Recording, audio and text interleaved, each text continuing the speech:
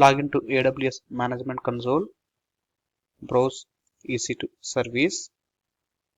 From the dashboard, there is no instance in running state. Let me go ahead and create a EC2 instance in the custom VPC. Click on Launch Instance. Select the AMI of your choice. Select instance type. Select the number of instances. Then select the VPC. Select the subnet. Click on Next, Next, Next.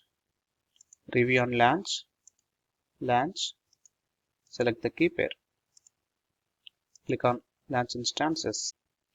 When you have selected this EC2 instance, the details listed under this particular tab is called as a EC2 instance metadata, which is describing the configuration of your EC2 instance, such as what is instance ID, instance state, instance type, what is the private IP, what is the public IP, and it is deployed into which availability zone, and various other details.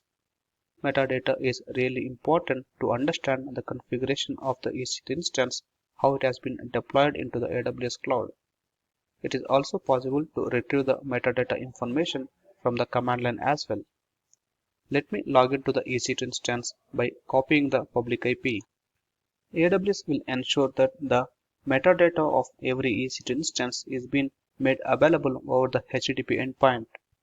Hence, run the command called curl and specify the endpoint. The endpoint is http://169.254.169.254. Then specify latest/meta-data and hit enter. You can see that all these are the different various configuration details can be fetched from this curl command. If you would like to get the public IP of this EC2 instance, get the parameter and run the command again / provide public-IPv4.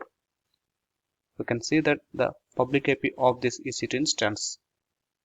At the same way, if you want to get the private IP of this EC2 instance, use the parameter and run the command stating that meta-data / local-IPv4, then click enter. You can see that the private IP of this EC2 instance. This is how to retrieve the metadata from the EC2 instance level. That's it for this lecture, understanding what is metadata and how to retrieve the metadata from console as well as from the command line interface from the EC2 instance. We'll see you in the next lecture. Thank you.